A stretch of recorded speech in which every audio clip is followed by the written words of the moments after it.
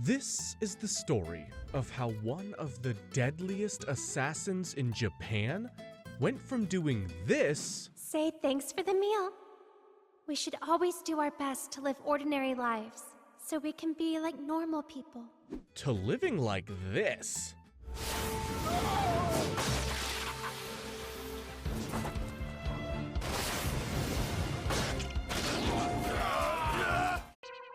Yup.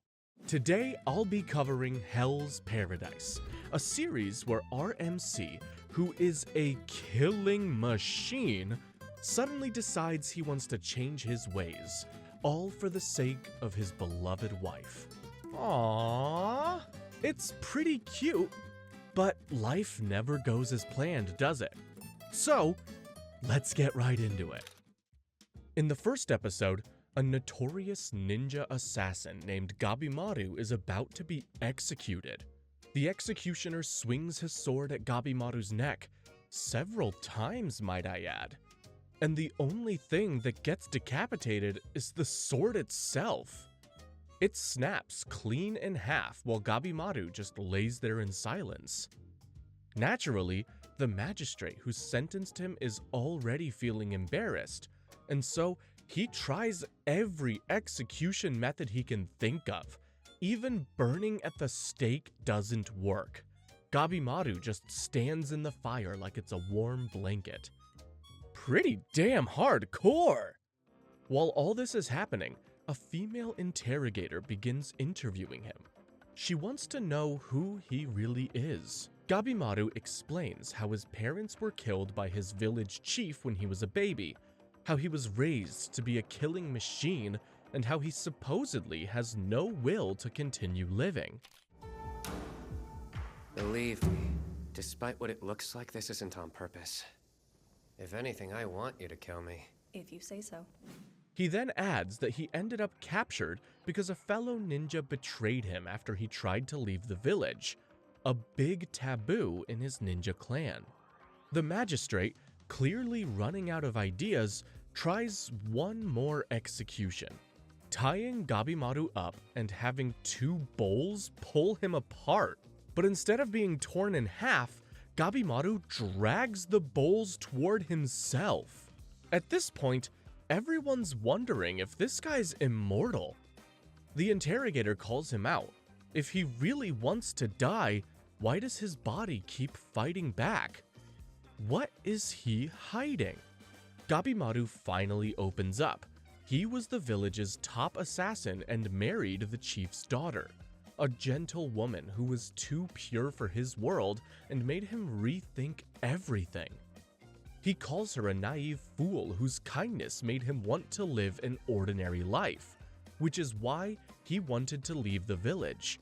But the moment he asked for freedom, the village chief set him up in order to have him eliminated.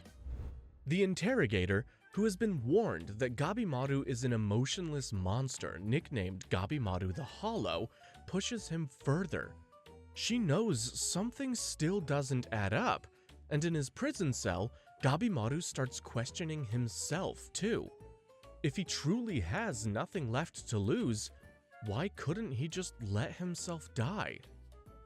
When the next execution attempt, which involved burning him in boiling oil, fails, the magistrate finally reveals the interrogator's true identity: Yamada Asaimon Sagiri, an elite executioner from Edo, someone who can actually kill him. Meet the executioner, Yamada Asaimon Sagiri! For the first time, we see real fear in Gabimaru's eyes. Sagiri confronts him with the truth that he's been denying. He wants to live because he wants to return to his wife. Gabimaru denies it. Then he attacks Sagiri and insists he's emotionally hollow. But the memories of his wife's kindness gradually break through. He remembers how she accepted him despite his bloody rap sheet, and how her own father burned her face to rob her of a normal life. He really wants to see her again. Sagiri then reveals the real reason she's here. She presents a pardon from the shogunate. Gabimaru can be forgiven for everything if he completes one mission: to travel to a mysterious place called Shinsenkyo, rumored to hold the elixir of immortality. The problem is, everyone sent there so far has died, or come back with parts of their bodies turned into flowers. Real spooky stuff. And apparently, he won't be going alone. There are a bunch of other death row convicts being recruited as well.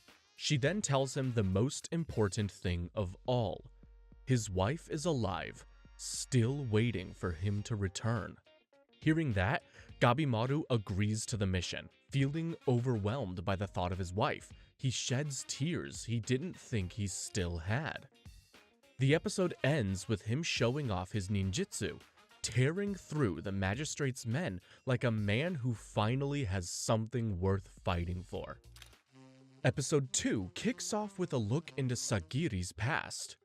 As a kid, she watched her father, an executioner, calmly take a man's head right in the middle of a storytelling session. Instead of being traumatized like a normal child, she decided she wanted to be just like him.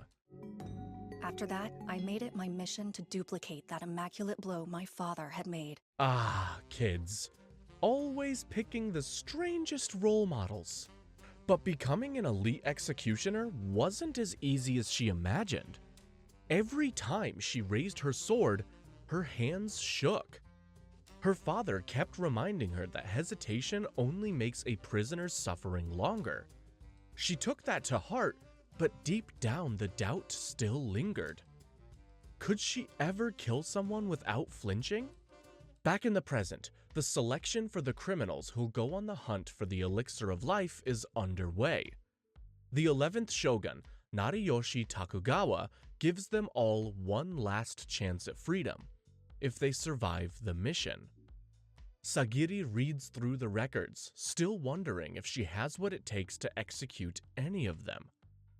Her father believed a person's sword reveals the true nature of the one who's about to be executed. As she wonders whether she can kill Gabimaru, she turns to her sword for an answer, and becomes spooked when she sees evidence of the guy's intense ninjutsu abilities. To make the convicts understand what they're getting into, the officials wheel out the lone survivor from Shinsenkyo, a man who returned covered in flowers and is no longer considered to be alive at this point. The crowd obviously loses it. They complain they weren't warned about this flesh-eating flower nightmare. The convicts are then told they can leave if the mission seems too dangerous, and one dude is dumb enough to believe this. When the fella tries to walk out, he's instantly beheaded by a Yamada executioner. Nobody else chooses to leave afterward.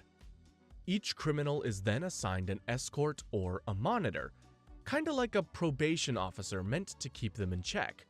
And the convicts are given very clear instructions. Don't kill your escort, on purpose or by accident, unless you want to die on the spot. Then comes the real twist. Not everyone can go to Shinsenkyo Island, so the selection process becomes a full-on battle royale.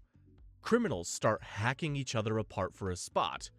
Gabimaru, of course, doesn't move a muscle. Meanwhile, Lord Aizen from the Yamada clan turns to Sagiri and tries to give her a reality check. He believes she's too soft for this line of work and should just quit and go live a quiet life. Sagiri remembers being bullied for wanting to be an executioner and decides that she's not going anywhere. When some criminals try to attack her, Sagiri hesitates, but only for a heartbeat. Then, she does what she must and cuts them down.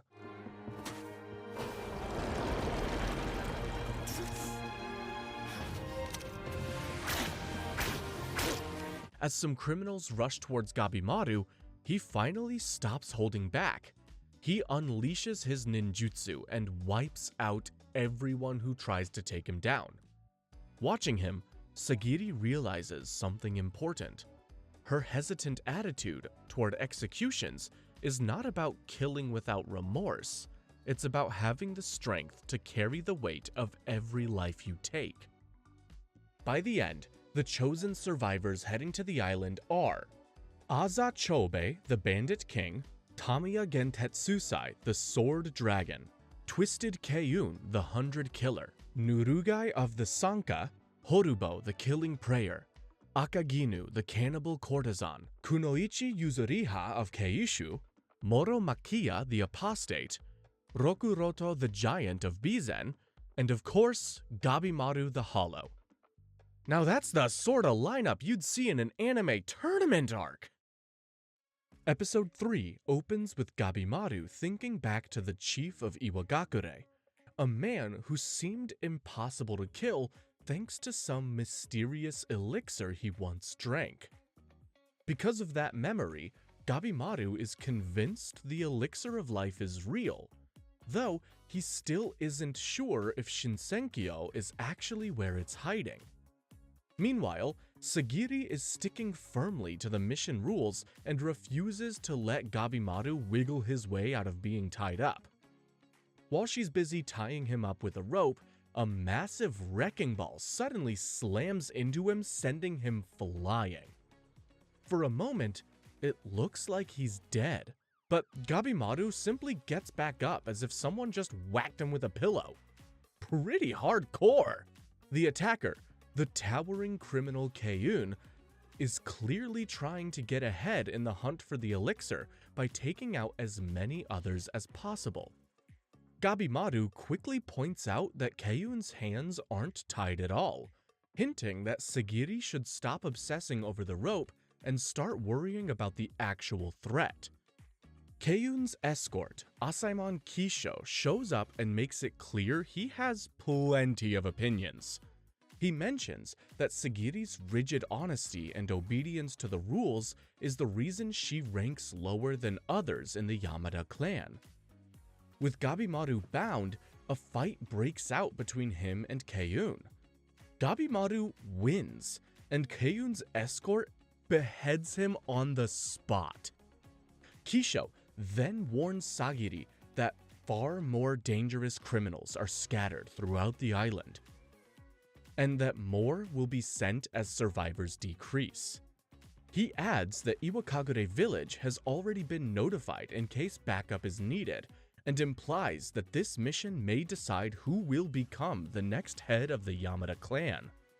As he talks, scenes from across the island show absolute chaos, with criminals attacking each other and some even turning against their escorts.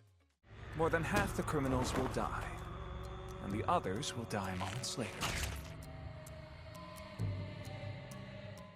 Once Kisho leaves, Gabimaru suddenly lunges at Sagiri, triggering a fierce clash. During the fight, Sagiri sees deeper into his past. She realizes that his parents once tried to flee Iwakagure to protect him, but the chief killed him for it. Gabimaru was raised from childhood to believe that caring for others was a dangerous weakness, one that would only slow him down. Sagiri then reminds him that killing her would break the mission rules and cost him the pardon he needs. But Gabimaru insists none of that matters if Iwakagure reaches the island first. In his mind, the village goons would destroy everything in their way, including Sagiri, long before he received any pardon.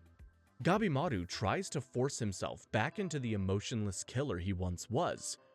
He breaks Sagiri's blade and demands that she stop resisting.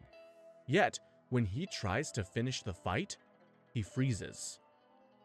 Memories of his wife surface, and the feelings he once tried to erase flood back in. He realizes her love changed him. It softened him in ways he can't undo. Sagiri recognizes this and understands that his hesitation isn't weakness at all, but a new kind of strength he gained through loving someone. Elsewhere on the island, Tamiya Gentetsusai explores the jungle with his escort. a butterfly with a disturbingly human face lands on Tamiya's left hand and stings him. Horrified, he cuts off his own hand, which falls to the ground and immediately turns to flowers. An insect with a human face? That thing clearly isn't from our world. What? How? Damn. Moments later, strange and terrifying beasts begin emerging throughout the island. Back with Sagiri and Gabimaru, they're also faced with these huge demonic-looking creatures. Our MC steps forward and signals for Sagiri to stay behind. Whatever these creatures are, he's ready to face them head on. The episode closes with him preparing to charge into the unknown. The next episode opens with Tamiya, also known as the Sword Dragon, telling his escort, Yamada Asaimon Fuchi, how he ended up on death row. Long story short, a wealthy lord named Tatsumi once mocked his nickname, claiming he couldn't slay a real dragon. Tamiya took that way too personally and proceeded to slice the dragon sculpture at the Lord's Gate clean in half. That little meltdown landed him in this mess. Now, with a chance at a pardon, he plans to grab the elixir, then return home just to split Tatsumi's house in two. This dude never forgets. Meanwhile, Gabimaru and Sagiri are fighting off the truly bizarre, ugly-ass, titan-looking monsters of Shinsenkyo. Gabimaru finally taps into his full power, cutting down the creatures with frightening ease, and even scooping Sagiri into his arms without thinking when danger gets too close. Before another demon can take them out, Yuzuriha steps in and finishes it off like it's just another day for her. She claims she's a ninja too, so she and Gabimaru should naturally be allies. She tries to charm him into working with her, but Gabimaru has no interest in joining an alliance. Yuzuriha brings her own chaos to the group. She has 2 escorts instead of 1, all because she seduced another escort, Genji, into following her after killing a convict. She suggests teaming up with Gabimaru's group, insisting that they don't have to trust each other to make progress. To prove her worth, she shares some crucial information. The human-faced butterflies are the real danger, not the other creepy-ass insects on the island. While everyone is talking strategy, Sagiri quietly battles her own self-doubts and insecurities. The pressure finally overwhelms her, and she collapses from stress. On another part of the island, Yamada Asaimon Toma is in the middle of a jailbreak mission. He infiltrated the Yamada clan to free his older brother Aza Chobei, the infamous bandit king. The brothers survived a brutal childhood by relying entirely on each other. Toma followed Chobei's lead, while Chobei became frighteningly good at reading situations and twisting them in his favor. In the present, the brothers run into the massive monsters who have the nerve to lecture them about murder being sinful. It almost looks like the Titans are a bunch of gods delivering divine punishment. Chobei reacts the only way he knows how. He brutally tears through them without hesitation. I'm the only lord I need! I'm my own god! Forever! With the path now cleared, he decides that nothing will stand between him, his brother, and the elixir. His new plan is simple: kill anyone who gets in the way, reach the elixir first, and live forever. Episode 5 starts with Sagiri finally waking up after collapsing from the island's poisonous bugs. Genji explains that she was overwhelmed by toxins, but while she was out, the group managed to learn more about the monsters and the strange ecosystem that they're stuck in. Now, they're all trying to figure out their next move. Yuzuriha's original escort Senta explains that there seems to be a combo of Buddhist and Taoist symbols on the statues in the island, and as for the weird Titan folks, they seem to be random animals joined together into a human shape. Sometime later, Genji talks to Sagiri and insists that she go back home, saying it's her duty as a daughter of the Yamada clan leader to prepare for marriage. He even offers to take her place on the mission. Before he can finish convincing her, Senta quietly steps in and points out the harsh truth. Even if she tries to escape by boat, there's no guarantee she'll actually make it off the island alive. That's tough. Meanwhile, Yamada Asaemon Tenza and Convict Nurugai are making their own desperate attempt to escape. They come across a wrecked boat off the coast, but the moment they approach it, monsters spill out and start attacking. It's clear that the boat belonged to people who tried to flee earlier. The sight triggers Nurugai's memories of innocently leading samurai to his village in the mountain, which ended with his entire clan being wiped out. When Tenza notices that the kid looks traumatized, he asks him what he wants now. Nurugai admits he just wants to live and return to those mountains someday. They then fight their way through the water monsters and push toward a nearby boat. But once they're on it, the current pulls them straight back toward the island. That's when Tenza realizes something he never picked up on. Nurugai is actually a girl, which becomes obvious when she undresses. Nurugai-kun, don't take this the wrong way, but your figure is kind of, girlish, you might say. Girlish? I am a girl. Awkward. With escape no longer an option, they start planning what to do next. Back with our main group, Genji tries again to convince Sagiri to leave, but Senta believes that she should stay. He's seen real changes in Gabimaru and believes Sagiri is the only one who can keep him grounded if things get out of control. Later, Gabimaru and Sagiri have a quiet moment together.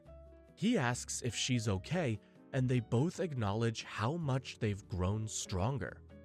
By the next morning, Genji approaches Sagiri one last time, expecting her to agree to leave. But she refuses.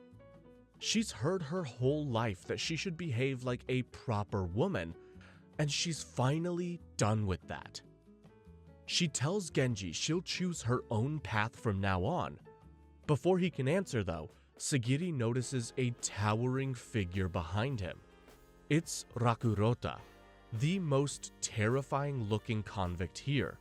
In the split second Genji turns to face him, Rakurota strikes, partly cutting him clean in half. This island wastes no time reminding everyone just how unforgiving it is. The next episode opens with Rakurota charging at Genji while flashes of his childhood play in his mind. It looks like the convict was born with superhuman strength and sometimes unintentionally left a trail of blood wherever he went. Even while being torn apart, Genji's only concern is protecting Sagiri. She tries to help him, but he knows he's beyond cooked and tells her to run. Before Rakurota can reach her, Gabimaru launches in with a kick that finally stops the giant in his tracks.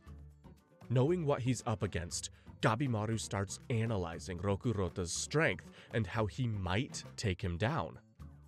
He calls out to Yuzuriha for backup, urging her to use her ninjutsu.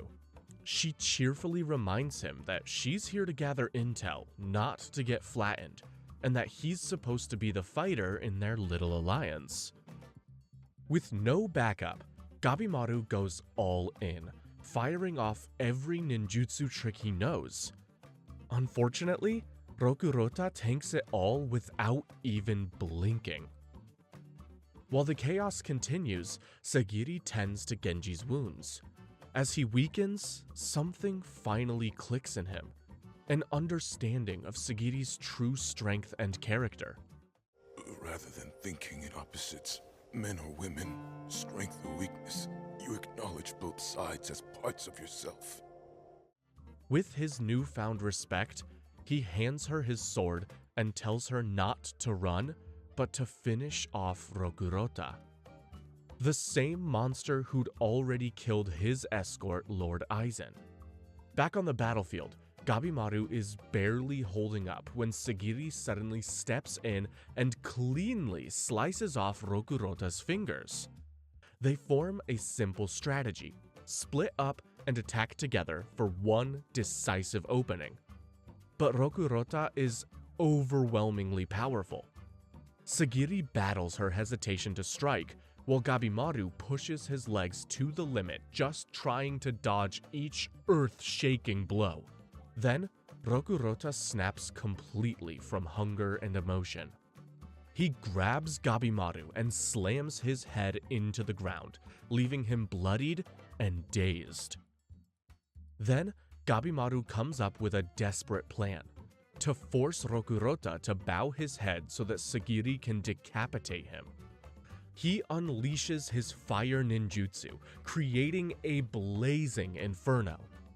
Yuzuriha immediately drags Senta away, knowing Gabimaru intends to burn this part of the forest, including Rokurota, if that's what it takes to win. Choking on the smoke, Rokurota is forced to bow for air. Even then, he tries to lunge at Sagiri one more time, but Gabimaru pins him down. As Sagiri raises Genji's sword, Rokurota's memories come rushing back. His endless childhood hunger, the pain of loneliness that shaped him. Sagiri swings and ends his suffering while wishing him peace. Gabimaru immediately warns her that monsters will be drawn to the flames, so they pull back. From a safe distance, they watch strange creatures circle the fire, acting far too organized for typical beasts. Gabimaru suggests following the path the beasts came from to uncover what they're really dealing with. Their trail leads them straight to Yuzuriha and Senta, and a mysterious village up ahead. Could it be the legendary Shinsenkyo, the supposed home of the island's hermits? But things only get weirder elsewhere. Chobei casually finishes a group of monsters, drinking their blood like it's no different from mountain spring water. His brother Toma explains that the hermits who live on this island supposedly possess supernatural powers, far beyond regular monsters. Chobei seems excited at the idea of fighting them, but before he can get too hyped, they hear a sound and decide to go check it out. They push through some bushes and freeze. There, in the open, are two completely naked people making out like they're in their own private paradise.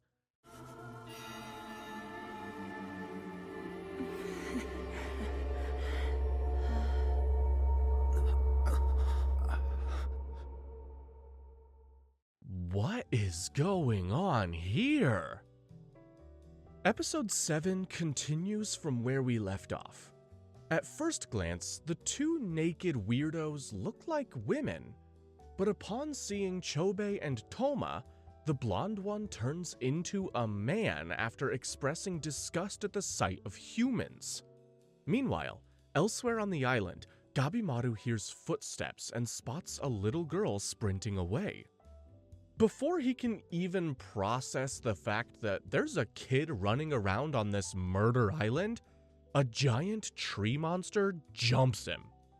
Gabimaru immediately decides the kid is more important than the oversized shrub trying to kill them and leaves Sagiri, Yuzuriha, and Senta to handle it. Sagiri panics and follows him, so now the monster is stuck with Yuzuriha and Senta. Gabimaru and Sagiri catch up to the girl, who responds by blasting Gabimaru with a massive energy attack. Totally normal child behavior there. Gabimaru traps her with some vines, she bursts into tears, and Sagiri steps in with the right amount of mom energy to get her to shush. One talk and a gentle pat later, the girl stops crying, clings to Sagiri, and the group reunites. The tree monster politely asks, in the most unsettling way possible, for the girl back, promising he'll guide them to his village and spill the secrets about the elixir of life. Yuzuriha doesn't trust him, but when Mr. Groot over here promises to give her a bath, she's all in. At his village, Yuzuriha and Sagiri take a break in the bathhouse while Gabimaru and the others sit down for lunch with a giant tree. Over their very questionable meal, the creature finally reveals everything. The island's real name is Kotaku. The elixir of life exists and is called the Tan. The island has 3 different zones arranged within 3 concentric circles. The first is the outer zone called Aishu, the shoreline and forests where everything tries to kill you. Next is Hojo, the middle layer where they're currently in. And finally, there's Horai, the mist-covered center where the elixir actually is. The shore and the forest are Aishu. This village is located in the middle region called Hojo. At the center, shrouded in mist, is Horai, where Tan can be found. And the most important part, the supernatural beings called Tensen live in Horai, and meeting them is basically meeting death with a pretty face. We then cut to Chobei and Toma, who are currently fighting a Tensen and instantly realizing they're way out of their weight class. Apparently, the 2 naked weirdos from earlier are the Tensen.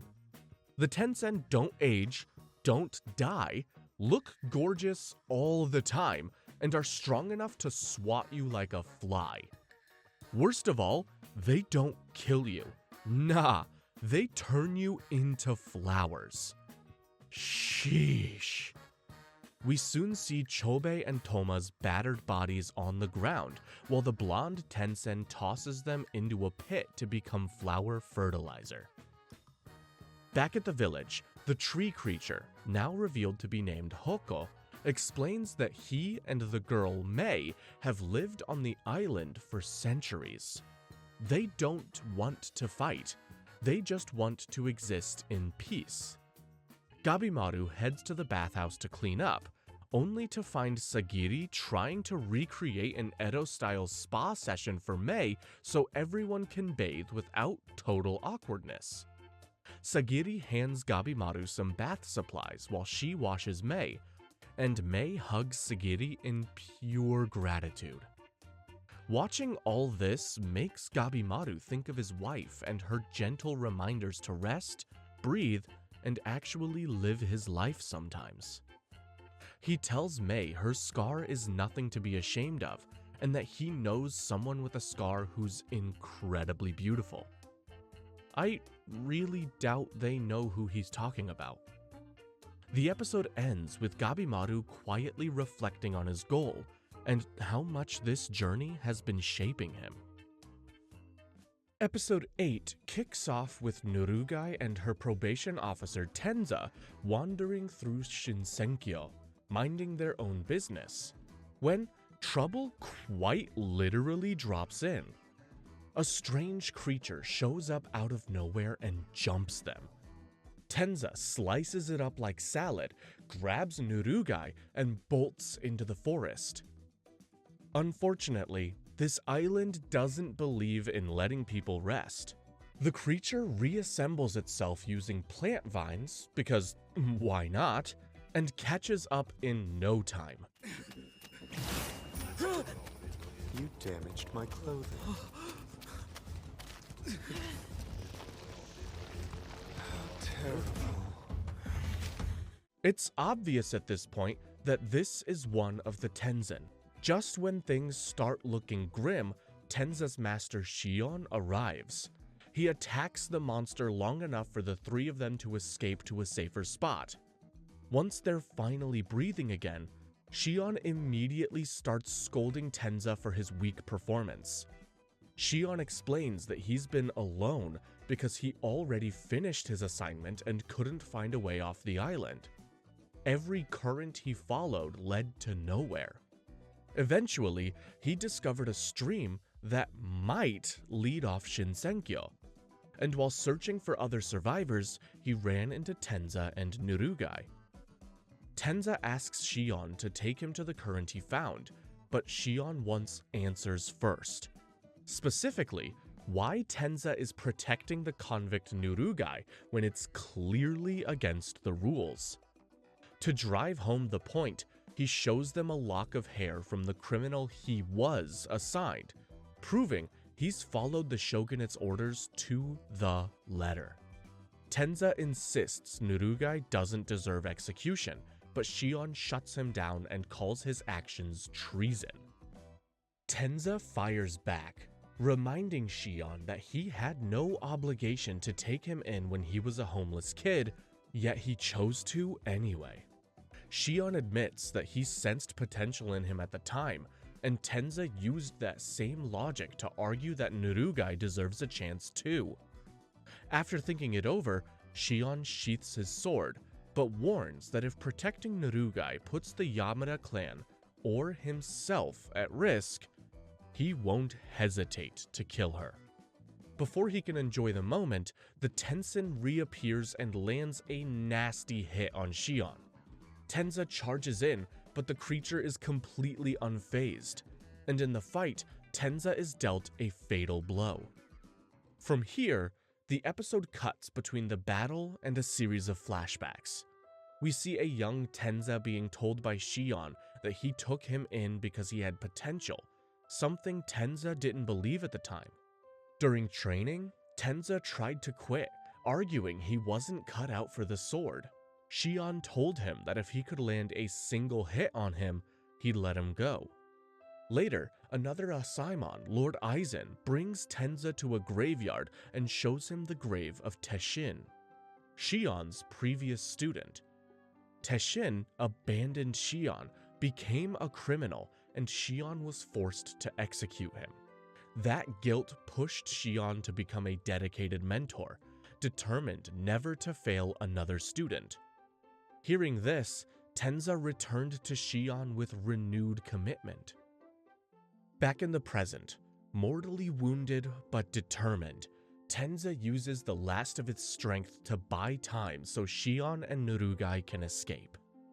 Shion carries Nurugai into the forest while Tenza stands his ground. The enemy eventually overwhelms him. Tenza collapses, and the scene lingers on his still body as a cherry blossom petal drifts down onto his headband. In his final flashback, we see the moment when Tenza finally landed that hit on Shion. Instead of quitting, he asked Shion to train him even more. The episode ends on a close-up of a cherry blossom, a quiet reminder of everything Tenza fought for.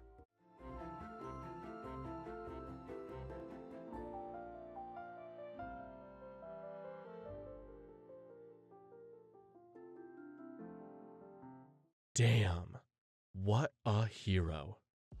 Episode 9 opens with Senta stressing over the endless mysteries of the island until the whole group eventually falls asleep. Everyone except Gabimaru. He stays awake thinking about Senta's earlier advice to learn more about the Tensen, make a really solid plan, then head to Horai, the place rumored to hold the elixir of life. But in true Gabimaru fashion, he decides to do the exact opposite. Determined to finish this mission and return to his wife, he slips away alone and heads straight toward Horai using what they learned from Hoko. He eventually reaches a thick, eerie mist where sentient trees seem to be praying to something. It's clearly dangerous, but that only pushes Gabimaru forward. Just as he's about to open the gate to Horai, the same Tensen who killed Tenza appears. The creature politely asks Gabimaru to leave because they don't want a fight. Gabimaru fires back by asking if the elixir is made from humans, which is basically the fastest way to provoke an immortal flower god, so naturally, the fight begins. Gabimaru manages to land some real damage, even tearing off several of the Tensen's limbs. But the Tensen quickly regenerates and unleashes a new attack that injures him badly. Even so, Gabimaru pushes through, fueled by the thought of seeing his wife again. The Tensen shifts into a monstrous flower form and completely overwhelms Gabimaru, pushing him to the edge of death. As he slips into unconsciousness, he finds himself in a peaceful dream with his wife. Even knowing it isn't real, he's grateful for the moment. But reality quickly snaps back when the creature grabs him and prepares to finish him off. Using the last bit of his strength, Gabimaru manages to injure the creature again. Just before the Tensen can kill him, Mei rushes in, rescues him, and literally rolls him out of there.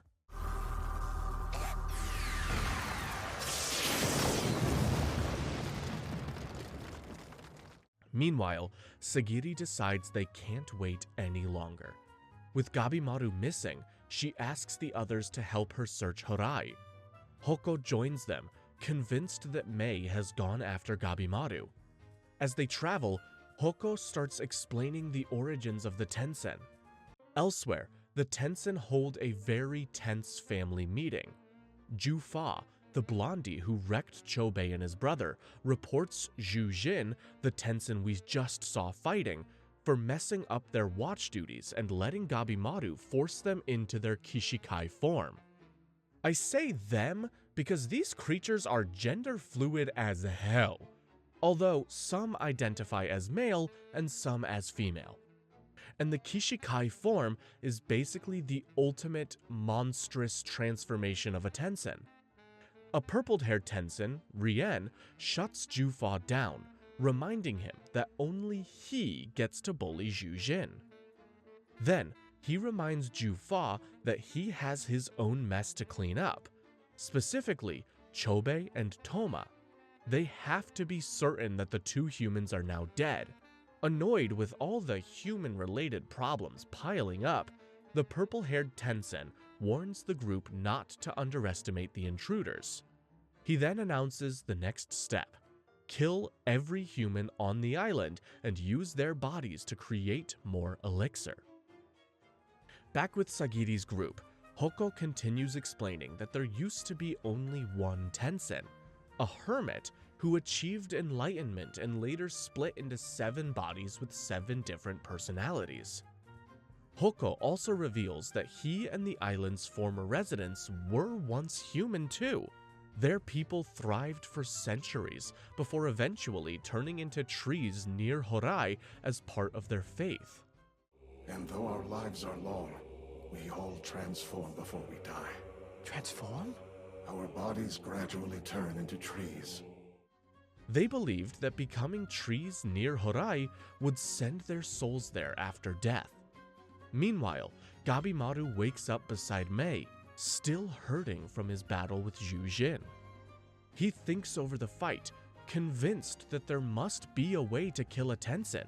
Before he can process things further, Tamiya and his escort Fuchi appear out of nowhere.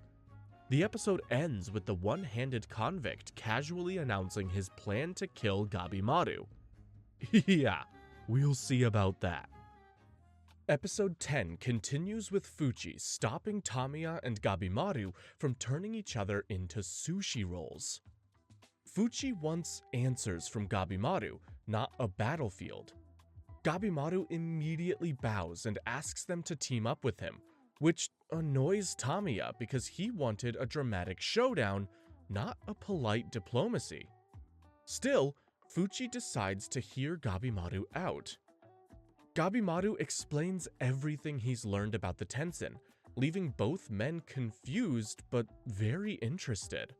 Tamiya agrees to join, not because he cares about the shogunate's pardon, but because he wants to leave behind the greatest legacy of all time: becoming the man who slayed the immortal Tensen. Fuchi calls that stupid, but he also wants to dissect some immortals, so the team-up is officially on. Their condition is that Tamiya gets to land the finishing blow, and Fuchi gets to carve them open afterward. Fair enough.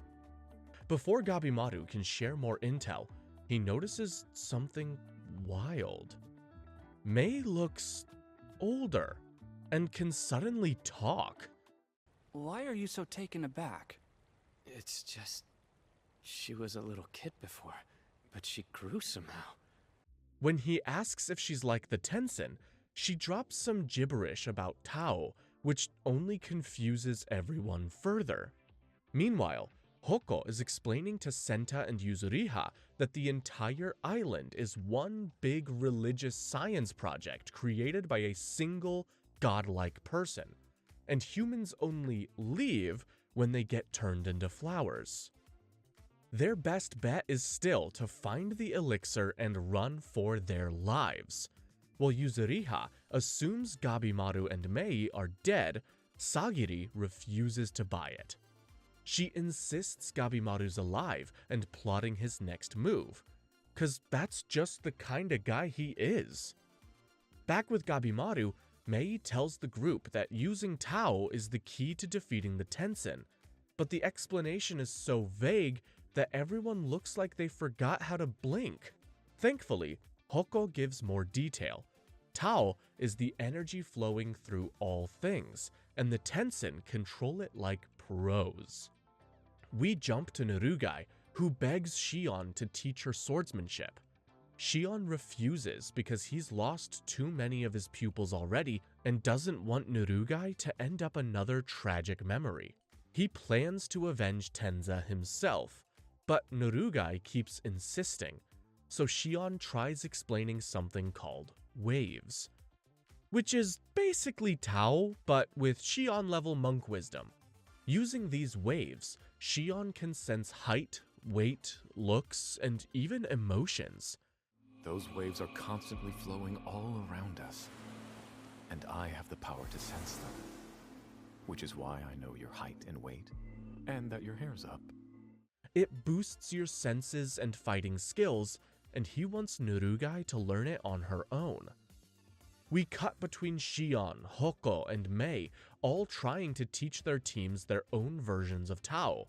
Shion demonstrates by slicing through monsters like they're made of tofu, hoping Narugai will figure it out through observation. She can't be his student officially, but he's letting her learn. Elsewhere, Gabimaru and Tamiya get ambushed by monsters. Tamiya claims that this is the perfect training ground for learning Tao and charges in with a grin. Then, we go underground to Tensen Tao Fa and Mudon, who are getting freaky in a flesh pit. Yeah, it's exactly as weird as it sounds. They brag about how clever they are for tossing humans into a hole and turning them into Tan for the elixir. Except, plot twist, Chobei and Toma escaped from the pit. Chobei explains that the monster's weak spot is basically their center mass, either the groin or the belly button. Then, suddenly, a creepy creature called a Doshi appears, claiming he's here on orders from the Tensen to observe them, and politely asks them to return to the pit so they can be turned into Tan. Chobei responds like Chobei does, by ripping the Doshi's arm clean off. Chobei decides he'll handle the Doshi and tells Toma to fight the other creatures. The Doshi, however, is not impressed. The episode ends with the Doshi knocking Chobei out cold. Round 1 goes to Team Doshi.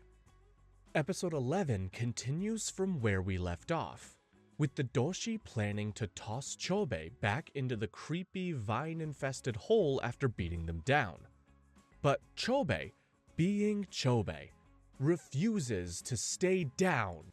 He jumps up, catches the Doshi off guard, and lands a surprise attack.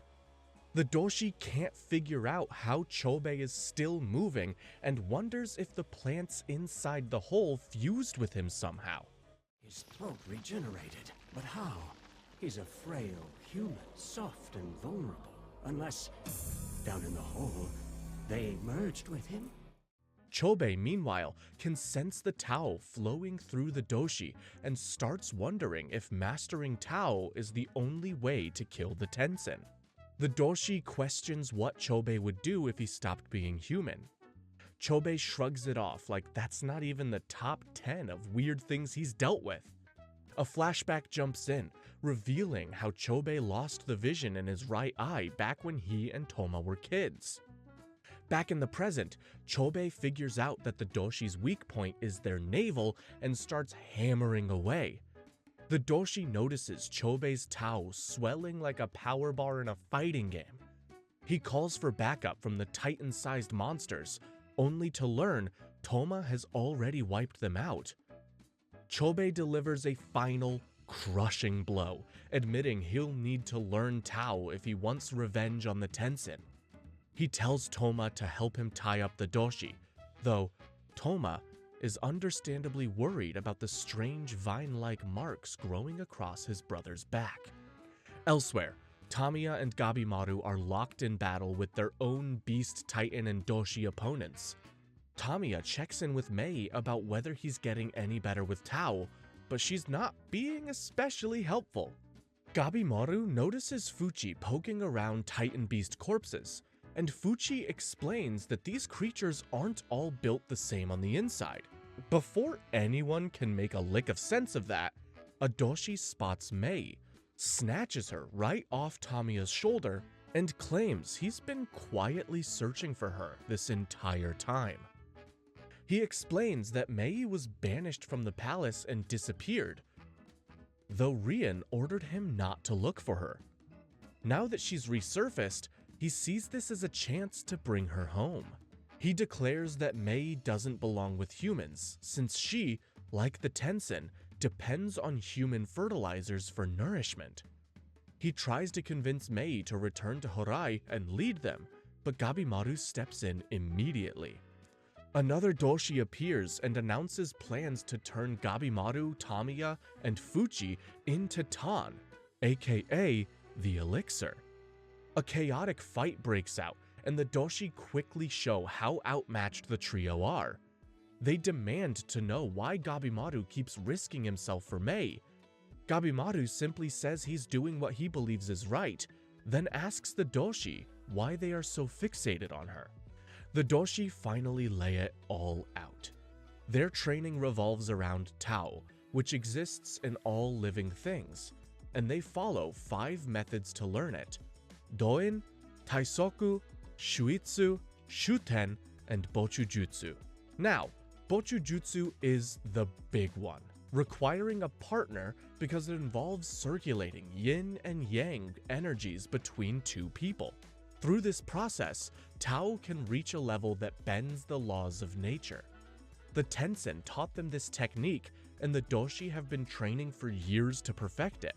Since the Doshi are male, they possess the yang energy, while Mei possesses the yin energy of the highest quality. Mei was banished by Rian because she's considered a defective Tensen, unable to transform and only possessing yin energy. Nevertheless, the Doshi want to use her for Bochujutsu so they can boost their Tao. They reveal Rian is the one who scarred Mei's back and gave her an ultimatum: to die or undergo Bochujutsu with the Doshi. Mei-sama has yin, and her ki is of the highest quality. Joining with Mei-sama and combining her yin with our yang allows us to perform beautiful Bochujutsu. So, in other words... Don't finish that thought. I'm gonna vomit. Yeah, these creeps want to do the hanky-panky with Mei to get stronger. Ew. That's all Gabimaru needs to hear before he and Tamiya charge into battle. Gabimaru quickly realizes these Doshi aren't as strong as the Tensen, but he still can't sense their Tao. Fuchi explains that their minds need to be strong and flexible to perceive it. Mei steps in, helps Gabimaru unlock his Tao vision, and quietly acknowledges that his Tao is immense. With his new awareness, Gabimaru dives back into the fight at full power. The Doshi outline their attack plan, but it doesn't matter.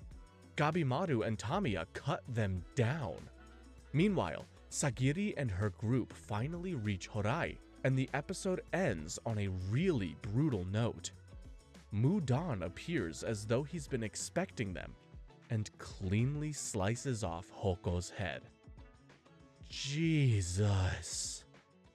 Episode 12 starts off with Mudon casually introducing himself to Sagiri's group right after slicing off Hoko's head. Yuzuriha immediately tries to bolt, but Mudon blocks her escape. Hoko, somehow still alive despite being, beheaded, warns Sagiri who they're dealing with.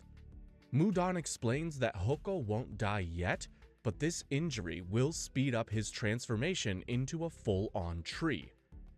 Then, to make the moment worse, Mudon tells Hoko that everything he believed in was a lie, revealing that the island's religion was completely fabricated to control everyone. According to him, Shinsenkyo isn't a paradise, it's a giant research lab, and the Tensen see every human who lands here as test material. To show what he means, Mudon has his human experiments, the twisted-looking Kyoishi, grab Yuzuriha. He explains that humans who aren't useful get turned into Kyoishi, while the strong ones get turned into Tan, the energy the Tensen need to make the elixir of life. He then drops an even bigger bombshell. The elixir everyone's been risking their lives for isn't even on the island. Tan only benefits the Tensen. If a human drinks it, they end up as a tree, just like Hoko's people, who were the original inhabitants of the island. Tan is essential to us, but it turns ordinary humans into trees when they consume it. Hoko and the flower people have eternal life, but not eternal youth. Before he can continue his lecture, Yuzuriha slips out of the Kyoishi's grip with a misdirection technique and slices Mudon's head off. It works for a moment, until Mudon regenerates, completely unfazed, and sends the Kyoishi after her again. Yuzuriha dodges with ease, which surprises Mudon enough to realize that she has some understanding of Tao, or as her village calls it, Ki. Before he can test her, Senta, who looks more like a nerd than a fighter, steps forward and insists on handling Mudon first, much to Sagiri's confusion. Senta manages to slice off Mudon's limbs, which actually irritates the immortal monster. Yuzuriha joins in by drinking a strange concoction and activating her ninja technique, Slime String, which allows her to secrete whatever medicine she swallowed. This time, she uses deadly snake venom, melting Mudon for a moment, until, once again, he regenerates. Senta and Yuzuriha keep attacking, but nothing sticks. Mudon openly tells them that without mastering Tao, their efforts are meaningless. Sagiri, desperate for guidance, asks Hoko for help. As Mudon fights, he even acknowledges Yuzuriha's substitution technique as a clever use of Tao. Sagiri seizes the chance and strikes him in the tanden, the center of Tao flow. Hoko explains that damaging the tanden enough can defeat a Tensen, but Mudon simply heals, saying Sagiri's Tao isn't strong enough. Sagiri regains her focus, using her breathing techniques, and lands another strike, one strong enough to force Mudon to back off. This time, he doesn't regenerate. Yuzuriha and Senta immediately notice something is different.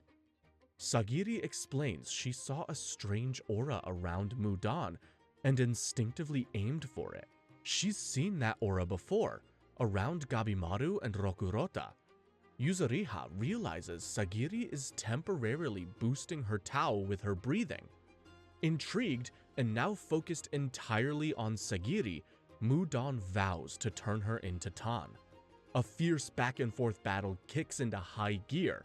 Mudon shifts into his female form, floating into the air using Tao, and blasts wind-like strikes at the group, injuring Senta. Senjutsu, Tin Splinter. You are definitely outmatched, even together! Senta-dono!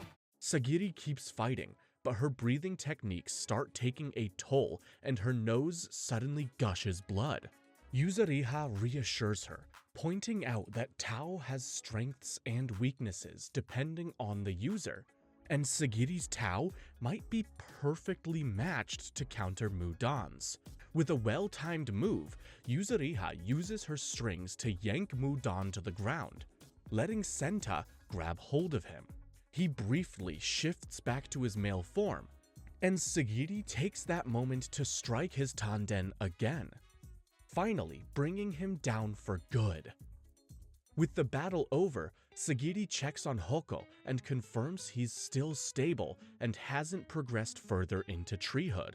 The group rests, and Sagiri asks Senta about his feelings for Yuzuriha. Senta explains that it's not love. He simply admires her freedom. He shares his backstory of when he once wanted to be an artist, but his family forced him to become an asaimon or executioner. He hated killing, turned to religion to cope, and ironically, rose in rank. Meeting Yuzuriha confused him because she lived so freely, something he never allowed himself to do.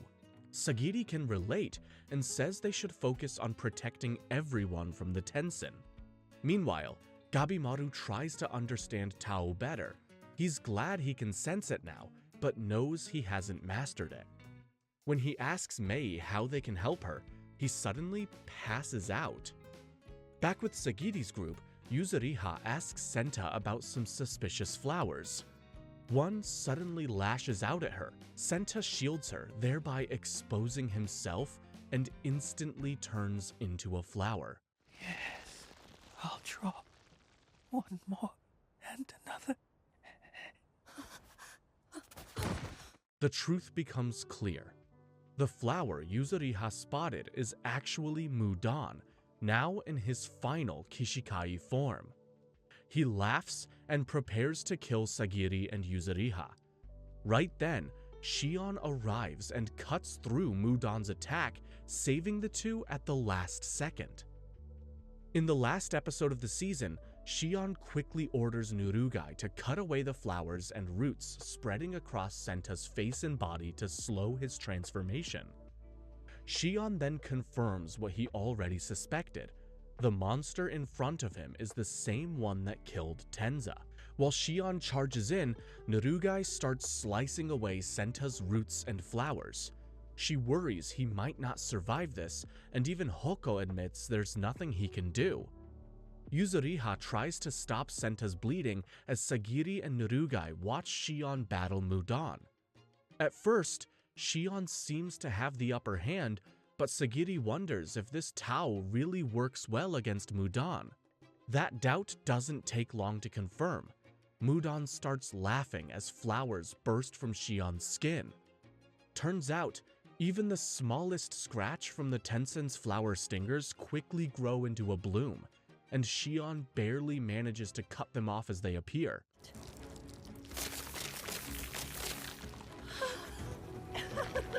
Flowers grow from the smallest scratches.